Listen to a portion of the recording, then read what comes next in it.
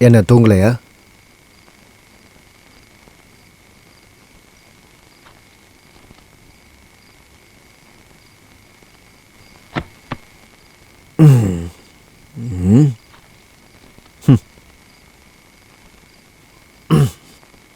நமக்குள்ள சண்டை வந்து கோச்சிக்கிட்டு போனாலும் அங்கே போனதுக்கப்புறம் இங்கே திரும்ப வரணும்னு தோணுச்சு.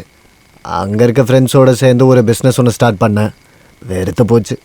நீங்கள் தனியாக இருப்பேன்னு நினச்சேன், அதான் வந்துட்டேன். நீ நல்லா தானே இருக்க? நீங்கள் என்ன நினச்சிட்டு இருக்கீங்க? நான் என்ன நினைக்கிறேன்னா, வரப்போகிற காலத்தில் குழந்தை குட்டிங்களோட இங்கேயே இருக்கலான்ட்டு இருக்கேன். புருஷன் பொண்டாட்டிக்குள்ளே சண்டை வரதெல்லாம் உலகத்தில் சகஜம். சண்டை முடிஞ்சதுக்கப்புறம் சமாதானம் ஆகிட வேண்டியது தான். நீ இன்னைக்கு ரொம்ப நல்லா இருக்க. வாடிங்க வாடிங்க வாடிங்க சொல். ஓ, நீங்களும் இங்கே தான் இருக்கீங்களா? யாரோ வந்திருக்காங்கன்னு தெரிஞ்ச உடனே அது நானா இருக்குன்னு நினைக்கலல்ல?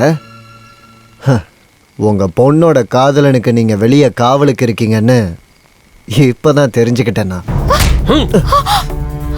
வெளியே போடாங்கிறது வெளியே போடான்னு சொன்னேன். இனி இந்த படியை மிதிக்க கூடாது. யோ குமரப்பா, யாரோட தயவுல நீ இந்த மாதிரிலாம் பேசிக்கிட்டு இருக்கேன்னு எனக்கு தெரியா? நடக்கட்டும். இல்ல, குமாருக்கு அந்த ரகசியத்தை சொல்ல போறீங்கன்னு கேள்விப்பட்டேன். நான் சொல்றதை கேளுங்க. ஆளை கைமாத்துறது குமாரா இருக்காது. ஒருவேளை குமாரை தேர்ந்தெடுத்தீங்கன்னா அவன் உயிரோடவே இருக்க மாட்டான். கொஞ்ச நேரத்துக்கு முன்னாடி என்னையா சொன்ன? வெளியே போறேன். ஆனா நீயே என் வீட்டுக்கு வந்து என் காலில் விழுந்து இங்க கூட்டிட்டு வந்து எனக்கு பொறுப்பு ஒப்படைப்ப. எழுதி வச்சுக்க.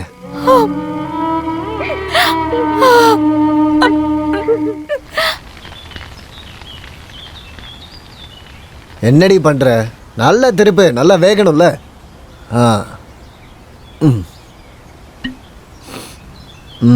இது அவ்வளோ நல்லா இல்லடா. இது வேற சரக்குண்ணே. போதும்.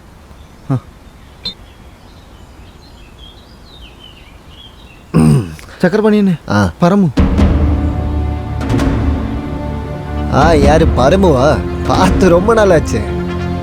ஜெயில நல்லா தானே இருந்த பரமு? நல்லதா இருந்த.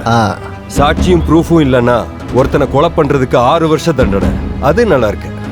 4 பேர் பார்த்துட்டாங்கன்னா தண்டனை 12 வருஷம். அது இன்னும் நல்லா இருக்கும். கட்டினவளும் இல்ல, பிள்ளைங்களும் இல்ல. இதுக்கப்புறம் என்ன பண்ண போற? உனக்கு ஜெயில் தான் கரெக்ட். ஆமா ஆமா, உரிமை கொண்டாடிக்கிட்டு இனி நீ சாந்தி முன்னாடி போய் நின்னா வெட்டிடுவேன் உன்னை. என்ன பரம, ஐம்பொண்ணு, சிலைங்க, பவித்ர கண்ணாடி, குமாரப்பன், அது மட்டும் இல்லாம நான் கட்டின ஒரு கயிறை நீ பார்க்கலையா? அவ கழுத்துல தாலியோட சேர்த்து கட்டின ஒரு மஞ்ச சரடு. அந்த சரடை அறுத்து போடுன்னு சாந்தி கிட்ட ஒரு வார்த்தை நான் சொன்னா போதும். அப்படின்னா போய் சொல்லி பாரு. ஒரு வாட்டி அவ என்கிட்ட சொன்னா, அப்புறம் என்னாச்சு? 3 மாசம் கர்ப்பமா இருந்த அவளை நான் என்ன பண்ணேன்னு தெரியும்ல? நிறுத்துறா. உருகி இருக்கிற பித்தளைய வார்ப்புல ஊத்தும் போது ஊத்துற திசையும் மூச்சும் ஒரே மாதிரி இருக்கணும். ஊத்துறவங்கள ஒருத்தன் தடுமாறினாலும் அது நம்மளையே அழிச்சிடும். அது சில செய்யறவங்களோட முறை. ஆனா நீ அந்த குடும்பத்தோட வாழ்க்கையில விளையாண்டு இருக்க. மறந்துட. யாரு மறந்தா? இன்னொரு தடவை எல்லாருக்கும் எல்லாத்தையும் ஞாபகப்படுத்திட்டு இந்த சக்கரபாணி கிளம்பிடும். அப்படி திரும்பி போறதுக்கு நீ இருக்க மாட்டடா. எல்லாரோட வாழ்க்கையும் கெடுத்துட்டு அன்னைக்கு நீ தப்பிச்சிட்ட. போனதெல்லாம் போகட்டும்னு மறுபடியும் கஷ்டப்பட்டு புது வாழ்க்கையை அமைச்சுக்கிட்டு இருக்க. சக்கரபாணி, என்கிட்ட விளையாடுன உன்னை கண்டந்துண்டமா வெட்டிட்டு தான் நான் போவேன். 6 வருஷம் இருந்த ஜெயில ஆயுள் முழுக்க நான் இருப்பேன்.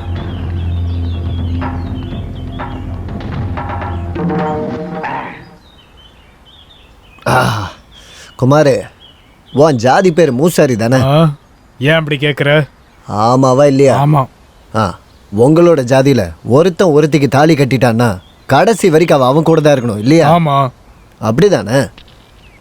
அப்போ நான் தாலி கட்டின பொண்ணு ஜெகதா. பரமு கூட போய் வாழ்ந்தா என்ன அர்த்தம்? ஜெகதா அப்படிப்பட்டவ இல்ல. அவளை பத்தி அப்படி பேசாத. அப்புறம் பரமு. நீ எப்போ இருந்த பரமுவோட ஆளானு? பரவாயில்ல. ஆனா எனக்கு உரிமையுள்ள சொத்து, நான் கட்டின பொண்ணு எனக்கு வேணும். அதை நீதான் வாங்கி தரணும். சக்கரபாணி, நீ என்ன கொல்லாம கொன்னுட்ட. உனக்காக நான் என் கூட பிறந்தவங்களுக்கே துரோகம் பண்ணிட்டேன். இருந்தும் அந்த ரகசியம் எனக்கு உரிமையான ஒண்ணு. வேணும்னு சொன்னா பிச்சைக்கார பயல, இவ்வளவு நாளா நான் உழைச்சி கஷ்டப்பட்டு கொன்னுடுவேன்.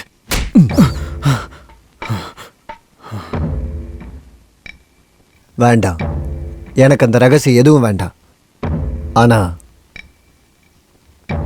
எனக்கு என்னோட ஜெகதா வேணும். அதை நீ தான் பண்ணணும். முன்னாடி உன் மேல இறக்கப்பட்டு உன் கையால பண்ண தப்ப நான் மறைச்சிட்டேன். என் தங்கச்சியை கொலை பண்ணவனை கொல்றதுக்கு பரமு ஒரு கத்தியோட சுத்திக்கிட்டு இருக்காங்கிறத நீ மறந்துடாத. எனக்கு தெரியும் நீ அதை செய்வ, செஞ்சிருவ. செஞ்சுதானே ஆகணும்.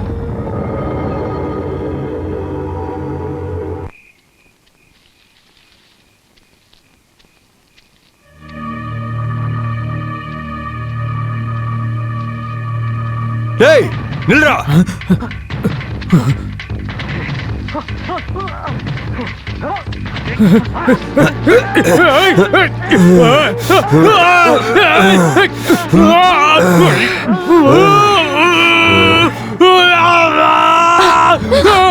என்னங்க அப்பா, என்னாச்சுங்க? என்னாச்சு அப்பா? என்னாச்சு? என்னாச்சுப்பா? கனவு கண்டிருக்காரு. காலையில எந்திரிச்சு சாமி கும்பிடணும்னு சொன்னா யாரு கேக்குறீங்க? பட்டாதான் திருந்துவீங்க. தள்ளுங்க தள்ளுங்க, நீ தள்ளி உட்காருமா. ஈஸ்வரா, அம்மா அம்மா மகவாயி காப்பாத்துங்கம்மா. நல்லா சாமி கும்பிட்டு படுத்துக்க, சரியா? ஆ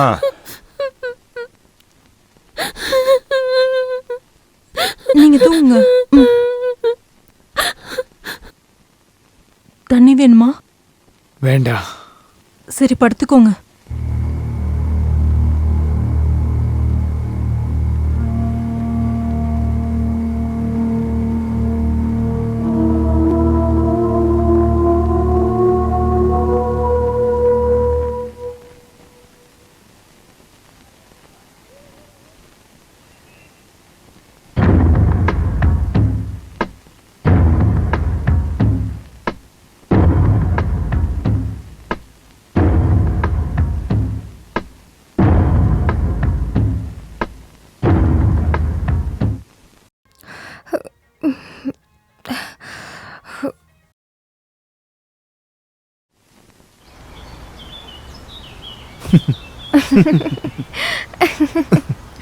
நீங்க எனக்கு கிடைக்கலனா நான் என்ன செய்வேன் தெரியுமா?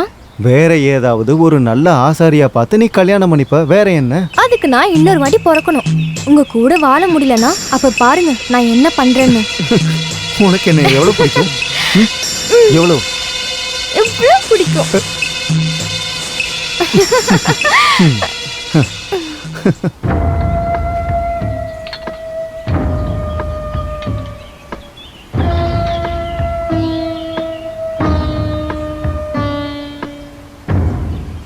என்னடி இது?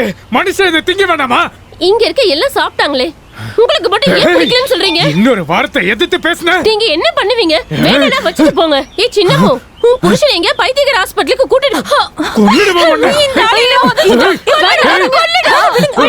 இவனை கட்டி வைங்க. போடு பைத்தியக்காரி. என்னாச்சு? நான் செத்துட்டா கூட எனக்கு கொஞ்சம் நிம்மதியா இருக்கும். சரோ, நீ பேசாம இரு. என்னம்மா என்னாச்சு? ஐயோ, அம்மா, நீங்களே சொல்லுங்க, நான் என்ன பண்ணட்டும்? எத்தனை வருஷமா ஆண் துணை இல்லாம நான் இங்க வாழ்ந்துகிட்டு இருக்கேன். நீங்க என்ன என் புருஷன் கூடயே அனுப்பி வைக்க மாட்டீங்க. இங்க நிம்மதியாவும் வாழ விட மாட்டீங்க. நான் செத்துருவேன். பாருங்க, ஒரு நாள் நான் சாகதான் ஏண்டி போறேன். நீ இது மாதிரி பேச ஆரம்பிச்சு ரொம்ப நாள் ஆகுது. ஒரு மனுஷன் ஒரு வார்த்தை சொன்னா அதை செய்யணும். முதல்ல நீ போய் செய், அதுக்கப்புறம் தான் நான் சாகணும். அடச்சே, ஹே. ஒரு அப்பா பேசுற பேச்ச பாரு. விடுமா, பரவாயில்ல.